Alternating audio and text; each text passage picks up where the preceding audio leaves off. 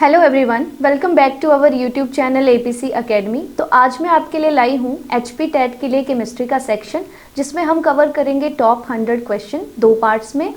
ये क्वेश्चन आपके previously TET exam में या तो पूछे हुए हैं या उनसे रिलेटेड हैं। अपकमिंग एग्जाम के लिए ये इंपॉर्टेंट क्वेश्चन हो सकते हैं। तो स्टार्ट करते हैं। क्वेश्चन नंबर फर्स्ट है हमारे पास, name the element that discovered later and which has properties to eka boron according to Mendeleev in his earlier prediction. तो कुछ पॉइंट्स यहाँ पे आप ध्यान देंगे।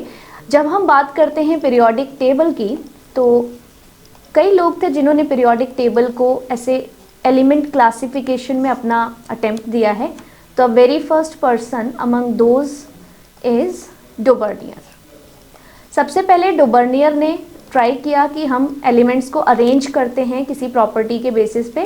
तो इन्होंने लॉ ऑफ ट्रायड दिया था। बहुत बार ये वाला क्वेश्चन आपसे पूछा हुआ है, लॉ ऑफ ट्रायड किसने दिया था।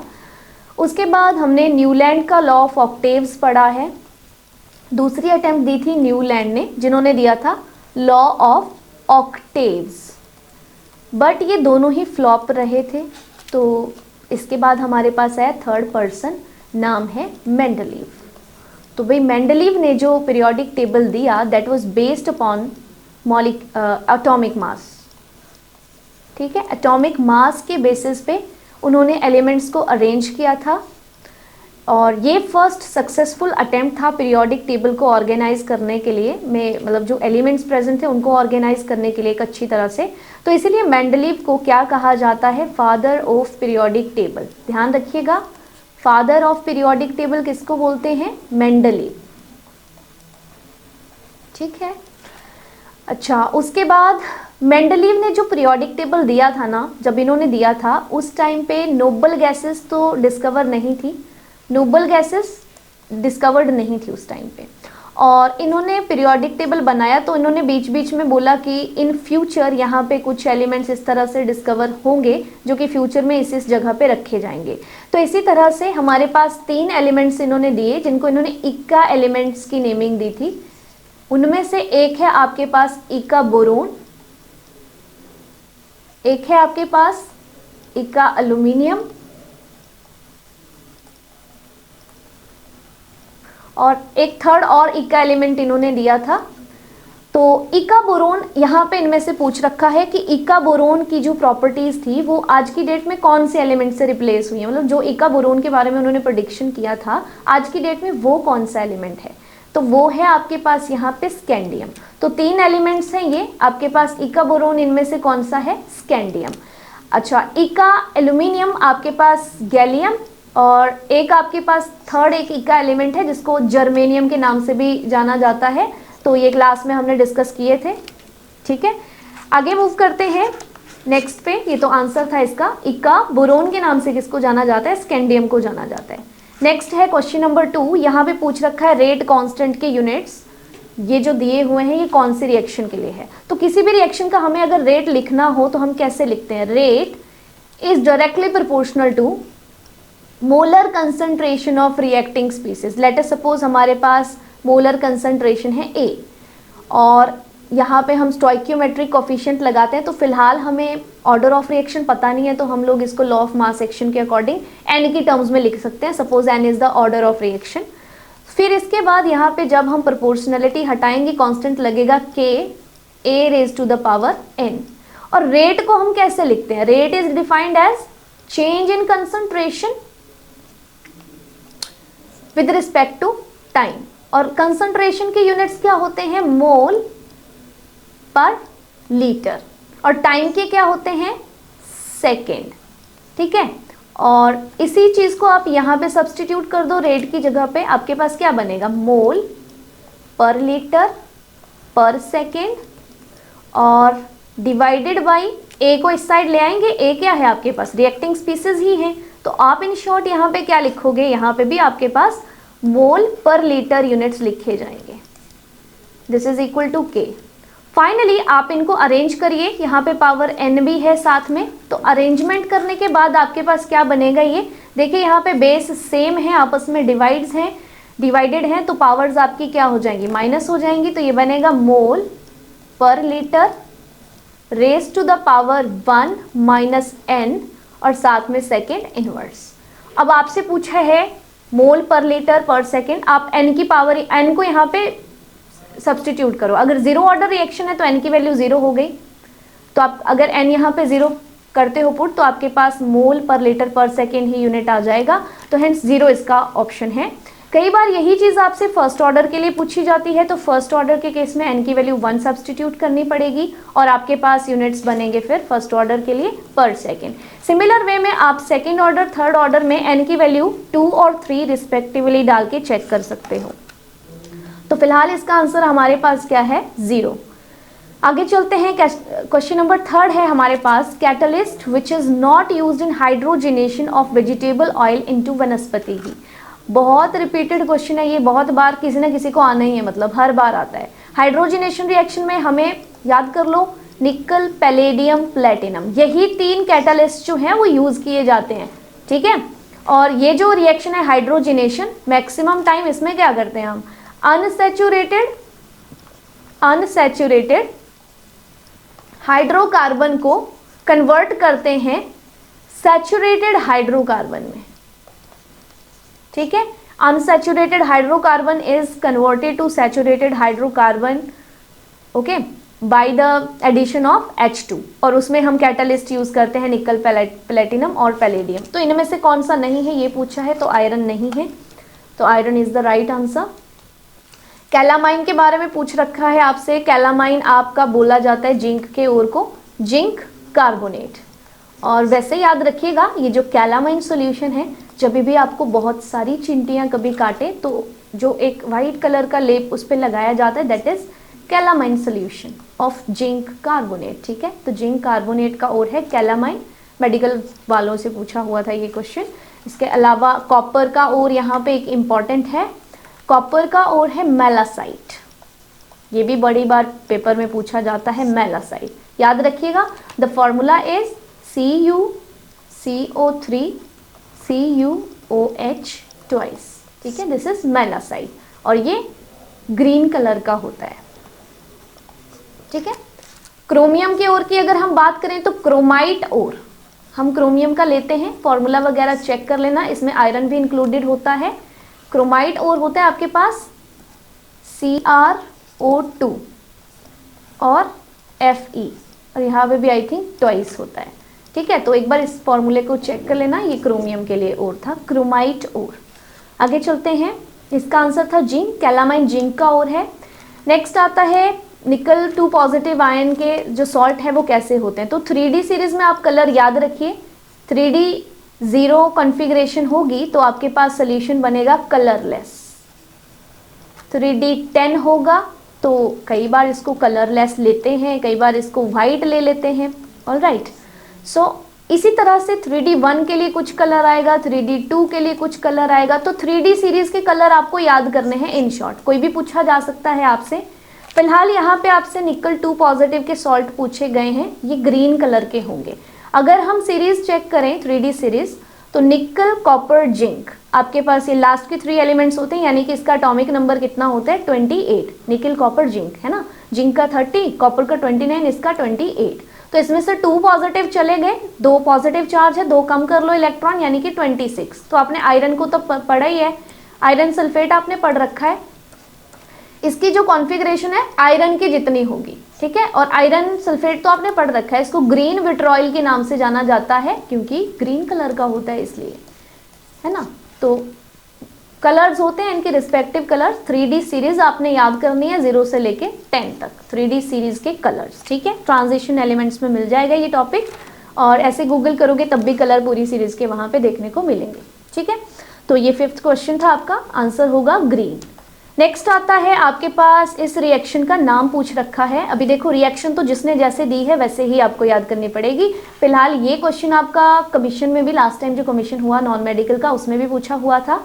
देखो यहाँ पे आपके पास एक एल्काइल हैलाइड है और ये दूसरा एल्काइल हैलाइड है। तो बेसिकली हो क्या रहा है, ये हैलोजन एक्सचेंज होके यहाँ आ गया, ये वाला यहाँ चला गया। तो हैलोजन एक्सचेंज वाली जो रिएक्शन होती है जिसमें ऑर्गेनिक हैलाइड आप कोई भी लोगे और उनके हैलोजन्स आपस में क्या होंगे, एक्सचेंज होंगे, तो ऐसी वाली रिएक्शन को हम बोलते हैं फिंकलस्टीन रिएक्शन।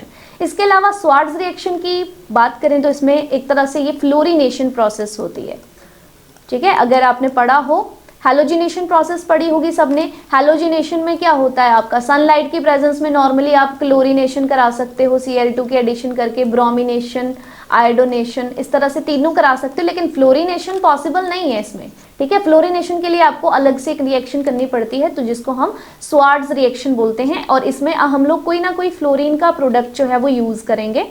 लाइक हम HgF2 यूज कर सकते हैं, SnF2 यूज कर सकते हैं, ठीक है। कोई एक हमें फ्लोरीनेटेड प्रोडक्ट यूज करना पड़ेगा, तभी हम फ्लोराइड वाला प्रोडक्ट जो है, मतलब एक तरह से फ्लोराइड हाइड्रोकार्बन वाला प्रोडक्ट जो है वो बना सकते हैं।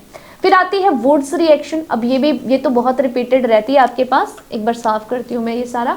तो वुड्स रिएक्शन जब भी आती है आपके पास, इसमें क्या होता है आपका, एल्काइल हैलाइड आप एक लेते हो, और इसमें आपको सोडियम मिलाना होता है पाउडर्ड फॉर्म में, और एक आप फिर से एल्काइल हैलाइड लोगे, और ये आई थिंक एसीटोन, ईथर की प्रेजेंस में ये रिएक्शन होती है, और आपके पास यहाँ पे 2NaX बाहर निकलेगा और अल्केन जो है वो प्रोडक्ट बनेगा, ठीक है। तो अलग अलग तरह से ये बार बार रिएक्शन पूछी जाती है, ध्यान रखिएगा। इस रिएक्शन को हम क्या बोलते हैं, वुड्स रिएक्शन, ठीक है, ध्यान रखना इसको। फिर आती है फ्रीडल-क्राफ्ट। तो फ्रीडल-क्राफ्ट रिएक्शन जो है FeCl3 की प्रेजेंस में मेजरली होती है, और ये दो तरह की होती है, एक होती है एल्काइलेशन और दूसरी होती है एसाइलेशन, एल्काइलेशन और एसाइलेशन, ठीक है। तो दोनों रिएक्शंस पढ़नी है, दोनों इंपॉर्टेंट हैं। आगे चलते हैं, नेक्स्ट क्वेश्चन है हमारे पास मोनोमर यूनिट ऑफ डैक्रोन। डैक्रोन के लिए मोनोमर यूनिट आपसे पूछा हुआ है, तो ये रहता है इथाइलिन ग्लाइकॉल और टेरिथैलिक एसिड। तो इथाइलिन ग्लाइकॉल ये आपको याद ही करना पड़ेगा, डैक्रोन, और इसके अलावा इथाइलिन ग्लाइकॉल जो है इसको हम ऑटोमोबाइल में भी यूज करते हैं। ये वाला क्वेश्चन भी आपसे पूछा जाता है ऑटोमोबाइल्स में as an anti freezing agent, anti freezing agent की तरह जो है वो इसको यूज किया जाता है, ठीक है। और साथ में ये फिनॉल और फॉर्मेल्डिहाइड है, तो इसका यूज हम लोग करते हैं बैकेलाइट पॉलीमर बनाने के लिए, ठीक है, बैकेलाइट, ध्यान रहे।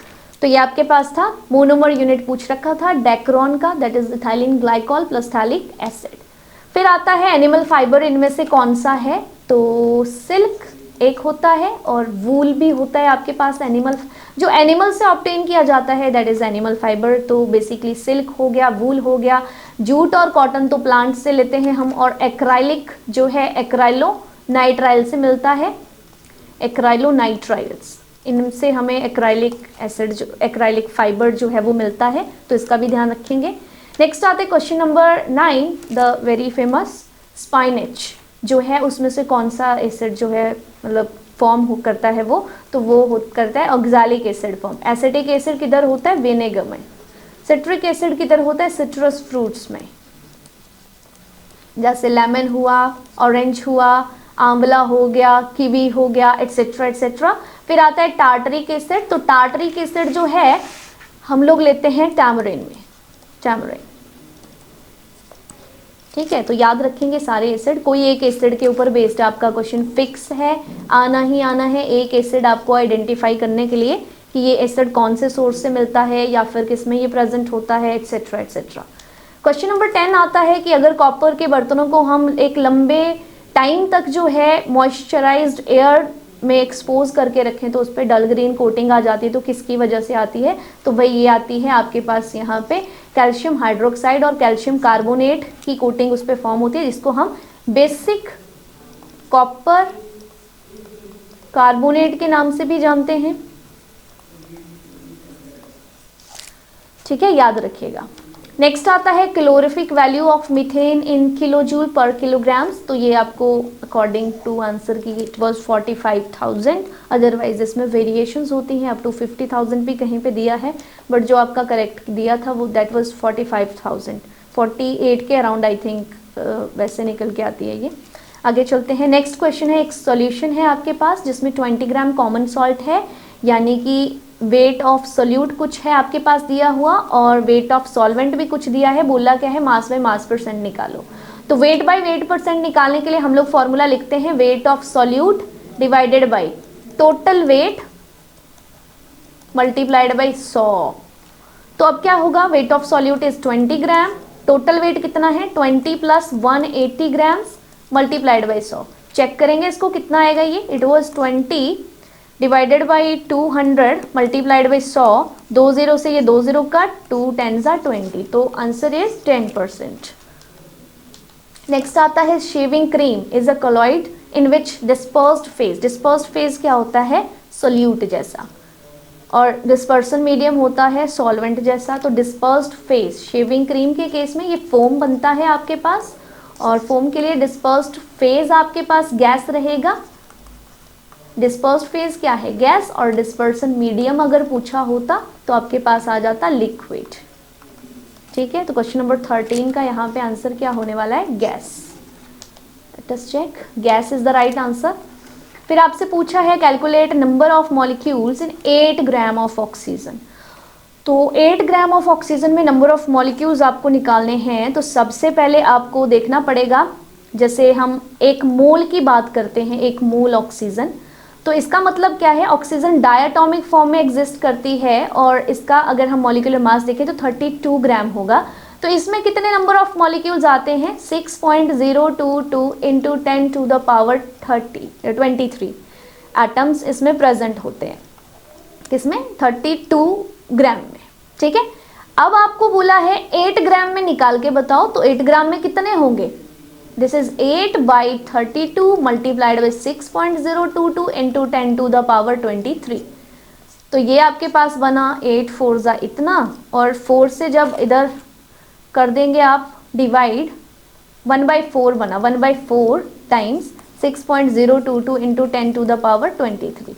तो जब आप इसको सॉल्व करोगे तो आपके पास कितना आएगा, लास्ट वाला option 1.51 into 10 to the power 23 आपके पास बनेगा जब भी आप इसको सॉल्व करोगे। ठीक है, सॉल्व करके देख लेना एक बार, आपके पास सही आंसर इस तरह से आएगा और ऐसे ही निकलेगा ये आंसर। ठीक है, ध्यान रहे। उसके बाद आता है isotope of cobalt, cancer treatment में यूज़ किया जाता है, ध्यान रखेंगे, सबको पता है, बहुत रिपीटेड है, बहुत सारे एग्जाम्स में पूछा जाता है। ग्वेटर के लिए कौन सा करते हैं, आयोडीन 131। नेक्स्ट आता है water freezes eight which what temperature Fahrenheit scale. तो वैसे सेल्सियस में तो हमको पता है 0 डिग्री सेल्सियस पे करता है ये फ्रीज, और बॉयल करता है 100 डिग्री सेल्सियस पे।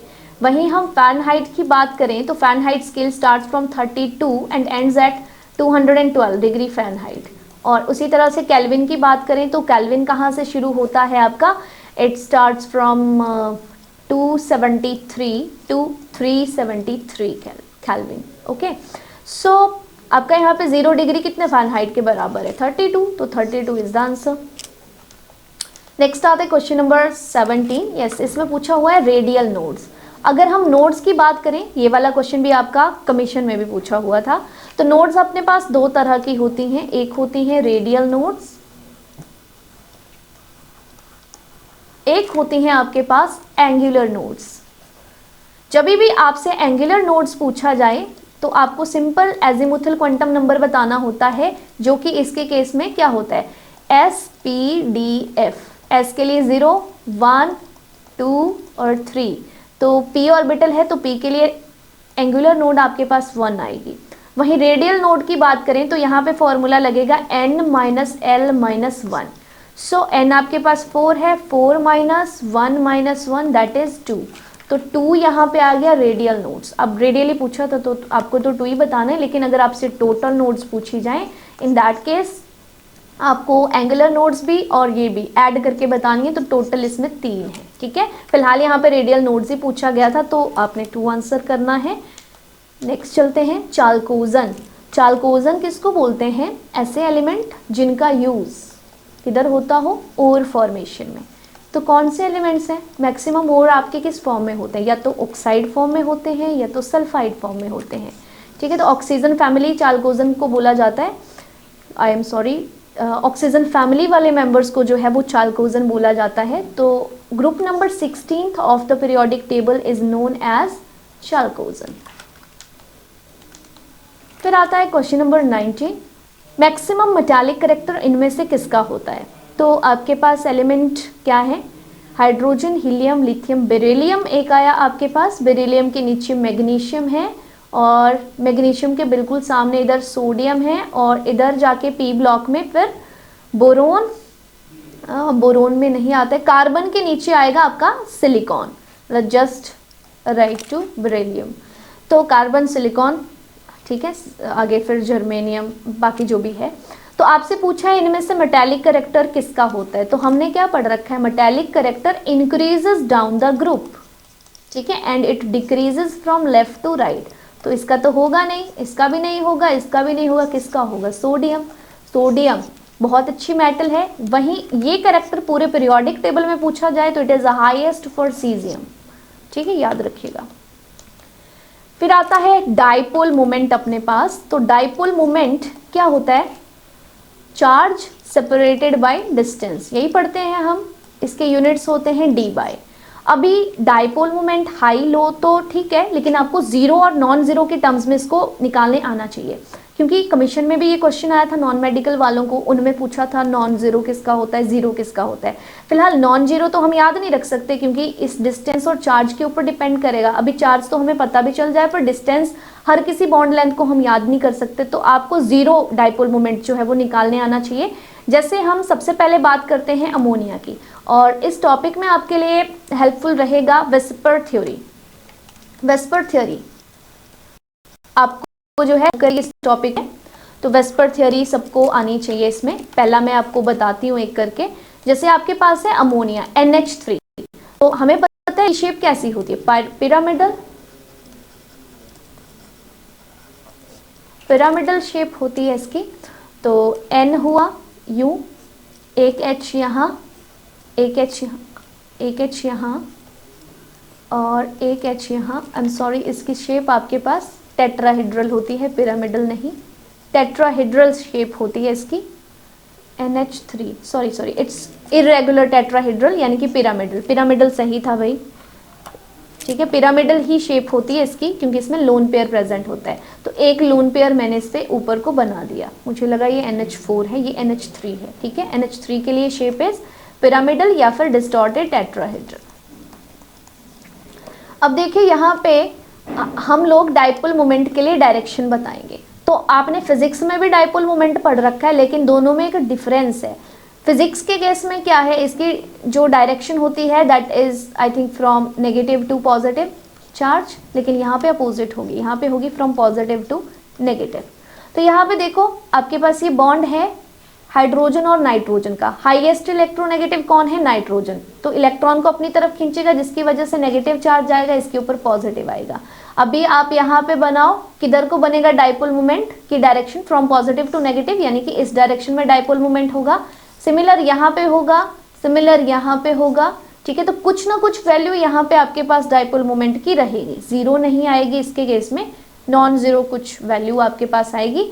उसके बाद आता है आपके पास, एक मैं करके बताती हूँ, कार्बन डाइऑक्साइड। इसी में आपको, तो कार्बन डाइऑक्साइड की क्या होती है shape, it is C double bond O, C double bond O, यानी कि लीनियर शेप इसकी होती है। बात करें इलेक्ट्रोनेगेटिविटी डिफरेंस की, तो ऑक्सीजन क्या करेगा, इलेक्ट्रॉन को अपनी तरफ खींचेगा, कार्बन के भी, और इसके ऊपर आएगा नेगेटिव चार्ज, इसके ऊपर आएगा पॉजिटिव चार्ज। सिमिलर वे में इस बॉन्ड में इलेक्ट्रॉन को ये ऑक्सीजन अपनी तरफ खींचेगा जिसकी वजह से इसके ऊपर नेगेटिव चार्ज, इसके ऊपर पॉजिटिव चार्ज।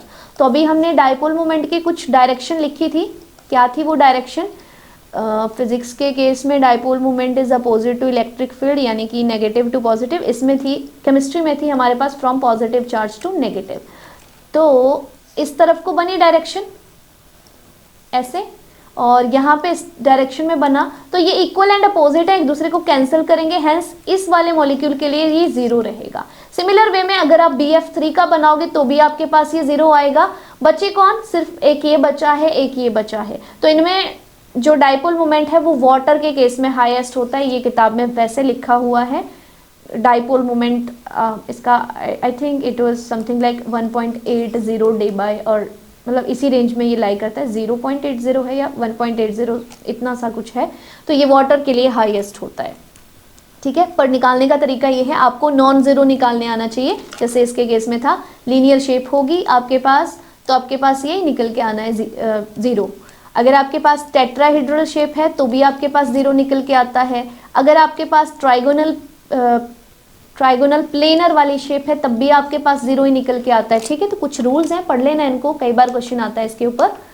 नेक्स्ट आता है आपके पास सेम ज्योमेट्री इनमें से किसकी है। तो पहला है आपके पास सेम ज्योमेट्री के लिए हम क्या करते हैं, सेम आपके पास लोन पेयर होने चाहिए, सेम बॉन्ड पेयर होने चाहिए, दैट्स इट। तो अगर हम बात करें यहाँ पे, तो यहाँ पे आपके पास मिथेन के केस में बात करें बॉन्ड पेयर 4 हैं और लोन पेयर 0 है। लेकिन SF4 के केस में अगर हम बात करते हैं, बॉन्ड पेयर तो 4 हैं लेकिन लोन पेयर भी आपके पास 1 होगा। कार्बन क्या होता है, carbon sulphur, just wait, carbon के नीचे सल्फर आते हैं ना, 1 नहीं होगा, सॉरी, इसमें भी 0 ही बनेगा, तो इसी के लिए आ जाएगा ना आंसर। नहीं, इसके लिए तो नहीं दे रखा है, एक सेकेंड, क्लियर ऑल।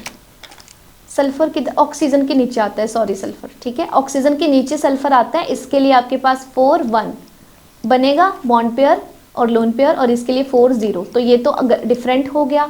उसके बाद है NH4 1 पॉजिटिव, तो इसमें 4 0, और साथ ही आपके पास जेनॉन 4 है तो इसमें 4, 2 लोन पेयर बन जाएंगे। फिर आपके पास मिथेन आता है 4, 0 और NH4 में भी 4, 0 होगा। इसी तरह से SF4 आप लेते हो तो 4, 1, और इसमें फिर आपके पास पूरा पूरा बनेगा नहीं, एक पॉजिटिव चार्ज है, तो आपका यहाँ पे 4 बॉन्ड पेयर होगा एंड लोन पेयर में 1 लोन पेयर होगा, साथ में यहाँ पे एक पॉजिटिव चार्ज और 1 इलेक्ट्रॉन यहाँ पे वैसे ही होगा फ्री। तो आपके पास सेम किसके केस में आए, इसके केस में आए।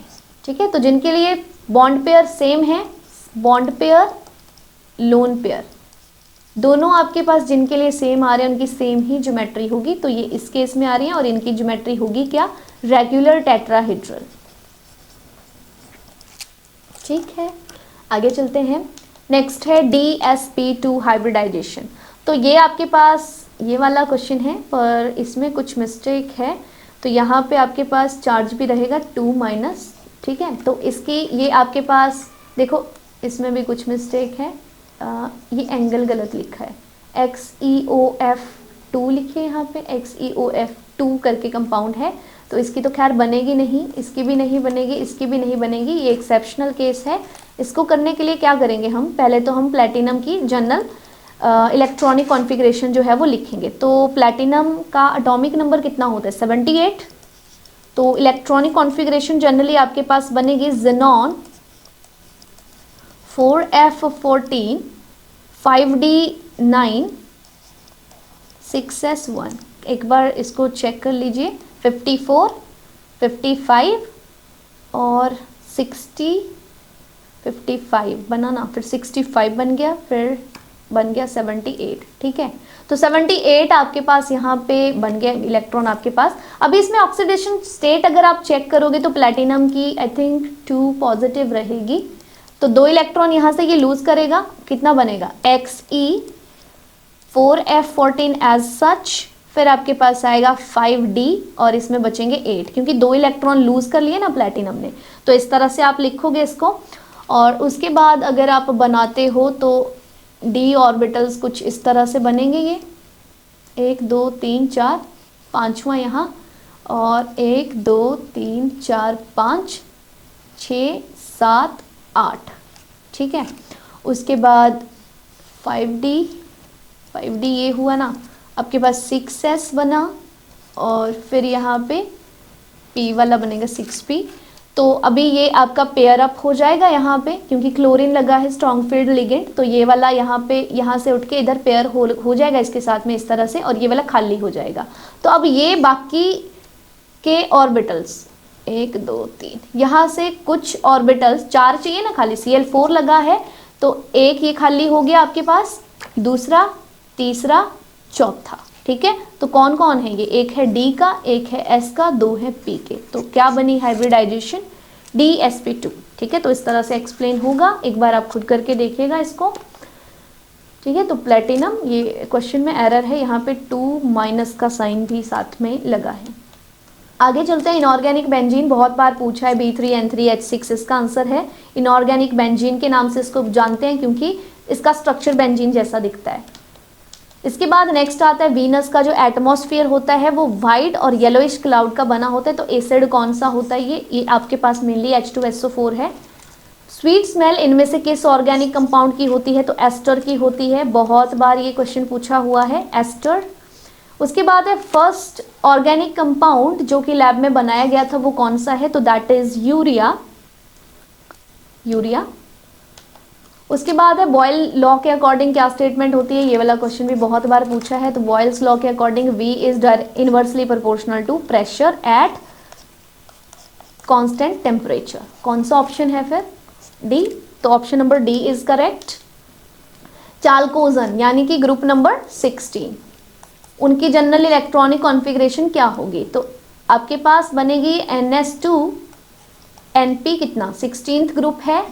और बाहर वाले वैलेंस इलेक्ट्रॉन में देखो, वैलेंस शेल में देखो कितने इलेक्ट्रॉन्स यहाँ पे होने चाहिए? तो 4 होने चाहिए, NS2NP4। ठीक है, तो कौन सा ऑप्शन है? बी। ये आपको सभी ग्रुप्स के लिए याद होनी चाहिए, बेसिक इलेक्ट्रॉनिक कॉन्फ़िगरेशन सभी के लिए याद होनी चाहिए। NS2NP4 is the right answer. Cp और Cv की रिलेशनशिप पूछिए तो Cp minus Cv is equal to R, ये हमने फिजिक्स में पढ़ा है, केमिस्ट्री में पढ़ा है, और इसको विक्टर मेयर्स फॉर्मूला के नाम से भी जाना जाता है। विक्टर मेयर्स फॉर्मूला, इसके नाम से भी इसको जाना जाता है, ध्यान रहे। फिर आता है नेक्स्ट क्वेश्चन, माइसल्स क्या होते हैं? तो these are associated colloidals, colloids basically associated colloids बोलते हैं इनको। नेक्स्ट आता है ब्लीचिंग पाउडर प्रिपेयर करने के लिए क्लोरीन गैस किस में से पास की जाती है? ये भी बहुत रिपीटेड क्वेश्चन रहा है। तो ये पास की जाती है आपकी स्लेक्ड लाइन से, CaOH ट्वाइस सॉल्यूशन से। जब भी हम Cl2 गैस पास करते हैं तो हमारे पास क्या बनता है? It leads to the formation of CaOCl2, bleaching powder. Next आता है इनमें से कौन सा कार्बन का एलोट्रॉप नहीं है? तो डायमंड है, ग्रेफाइट है, बकमिनिस्टर्स फिलेरिन भी है, ब्यूटेन नहीं है। ब्यूटेन में हालांकि कार्बन आता है बट ये एलोट्रॉप नहीं है। एलोट्रॉप क्या होता है? कार्बन की existence in some other forms. ठीक है, कार्बन किसी और फॉर्म में जहां पे एग्जिस्ट करता है, तो ब्यूटेन में भी करता है, नो डाउट ब्यूटेन में भी करता है, लेकिन एलोट्रॉप्स में ये 3 ही काउंट होते हैं, डायमंड, ग्रेफाइट एंड बकमिनिस्टर्स फिलेरिन। और ये वाली जो फिलेरिन है, इट वाज द लेटेस्ट 1996 में इसको ऐड किया गया था। जिन्होंने ये डिस्कवर किया है उनके नाम भी याद रखिएगा, क्योंकि कैंसर ट्रीटमेंट में इसका बहुत रोल है। और ये जो फिलेरिन होता है ये प्योर एलोट्रॉप है, प्योरेस्ट फॉर्म है। हालांकि ग्रेफाइट जो है ये स्टेबल एलोट्रॉप है। तीनों में से स्टेबल कौन है? सबसे ग्रेफाइट। प्योर कौन है? बकमिनिस्टर्स फिलेरिन। और ये किसने डिस्कवर किया था? 3 लोग थे, HW क्रोटो, रॉबर्ट कर्ल एंड स्मॉली। 3 लोग थे और इनको इस डिस्कवरी के लिए नोबेल प्राइज भी मिला है। तो याद रखिएगा, नोबेल प्राइज वाली डिस्कवरी साइंस में बहुत इंपॉर्टेंट होती है। आगे आता है आपके पास क्वेश्चन कि इसमें कितने, इतनी एटम्स में कितने मोल्स आएंगे? तो सिंपल है, आपने पढ़ा है नंबर ऑफ एटम्स गिवन हो तो क्या फॉर्मूला होता है नंबर ऑफ मोल्स निकालने का? Number of moles N is equal to given number of atoms divided by Avogadro numbers. ठीक है, तो आप एक बार डिवाइड करके देखिएगा, इसका आंसर 3 और 6, और ठीक है यही आना चाहिए इसका आंसर 0.5। फॉर्मूला मैंने बता दिया, करके देख लेना एक बार। आगे आता है इनमें से ये जो रिएक्शन है कौन से टाइप की रिएक्शन है? तो बहुत आसान है, देखो यहाँ पे Na पॉजिटिव का केटायन है, SO4 2 नेगेटिव एनायन है। सिमिलर वे में Ba2 पॉजिटिव केटायन है, Cl2 नेगेटिव एनायन है। तो अभी क्या हो गया, इस साइड क्या हुआ? राइट साइड चेक करिए, देखो इसका केटायन इसके एनायन के साथ जुड़ा, NaCl के साथ, ये बन गया, और ये एनायन केटायन आपस में जुड़े। तो सिंपल है, क्या हो रहा है इसमें? एक्सचेंज ऑफ आयंस हो रहा है। तो जिस रिएक्शन में एक्सचेंज ऑफ आयंस होता है उस रिएक्शन को क्या कहा जाता है? Double displacement reaction. तो answer is double displacement reaction. फिर पूछा है एक्वारेजिया, बहुत बार पूछा जाता है एक्वारेजिया, इसको रॉयल वाटर के नाम से भी जाना जाता है। तो एक्वारेजिया जो है it is the mixture of HCl plus HNO3। ये तो पता ही है सबको, HCl प्लस HNO3 का मिक्सचर है, लेकिन 3 टाइम्स इसमें HCl होता है और 1 टाइम इसमें HNO3 होता है, 3:1, जो कि आई थिंक यहाँ पे कोई भी ऑप्शन करेक्ट नहीं है। चेक करते हैं, सॉरी इट्स नेक्स्ट, हाँ हाँ सॉरी, डी ऑप्शन करेक्ट है। तो 3 HCl और HNO3 जो है यहाँ पे इसका सही आंसर होगा एक्वा रेजिया। नेक्स्ट चलते हैं, the formula of Epsom salt बहुत बार पूछा जाता है, MgSO4.7H2O। ब्यूटी वॉश के लिए इसको यूज़ किया जाता है, ब्यूटी बाथ के लिए, सॉरी ब्यूटी बाथ वाले चीज़ों में जो है एप्सम सॉल्ट का यूज़ जो है वो किया जाता है। इसके अलावा हमारे प्लांट्स को मैग्नीशियम भी चाहिए होता है ना, तो प्लांट्स में भी मैग्नीशियम, ये एप्सम सॉल्ट जो है वो डाला जाता है सो दैट कि उनको मैग्नीशियम मिल सके। मैग्नीशियम मेटल प्रेजेंट होती है ना प्लांट में और फोटोसिंथेसिस में ये रोल प्ले करती है, तो इसीलिए एप्सम सॉल्ट का यूज़ जो है वो प्लांट्स वगैरह में भी किया जाता है। आगे चलते हैं, for the rate of chemical reaction doubles for every 10 degree Celsius. क्योंकि ये डबल होता है तो सिंपल सी चीज़ है, आप याद रखिए यहाँ पे 2 raised to the power n ये करके हम निकालते हैं। But what is n here, तो ये आपको क्या बोला है, 60 डिग्री सेल्सियस पे रिएक्शन का रेट कितने से इंक्रीज हो रहा है, 10 डिग्री पे डबल हो रहा है ना, और अभी कितना है 60 डिग्री सेल्सियस, तो इस पे कितना होगा, हर 10 डिग्री पे डबल हो रहा है तो डिवाइड करो 10 से, तो आपके पास कितना आएगा, ये 6। n की वैल्यू ऐसे निकालनी है, तो n की वैल्यू अगर आप 6 डालते हो तो कितना आएगा, 2 2 4 2 6 2 8 2 16 2 32 आंसर आ रहा है इसका। वैसे शायद ऑप्शन में 64 है, एक बार आप कैलकुलेट करके देख लेना, होगा ऐसे ही 2 raised to the power 6 आएगा, ठीक है, 2 2 4 4 2 8 8 2 16 16 2 32 और 32 2 64 ही आ रहा है, सॉरी ठीक है, पहले गलत कैलकुलेट किया होगा। तो 64 टाइम्स जो है आपके पास यहाँ पे रिएक्शन का रेट बढ़ जाएगा। याद रखिएगा किस तरह से इस तरह के क्वेश्चंस को अटेम्प्ट करते हैं। फिर आता है क्वेश्चन नंबर 38 आपके पास, जनरली जो सल्फाइड ओर्स होते हैं उनको मेटल ऑक्साइड में कन्वर्ट किया जाता है, तो इनमें से कौन सी प्रोसेस हम लोग यूज़ करते हैं।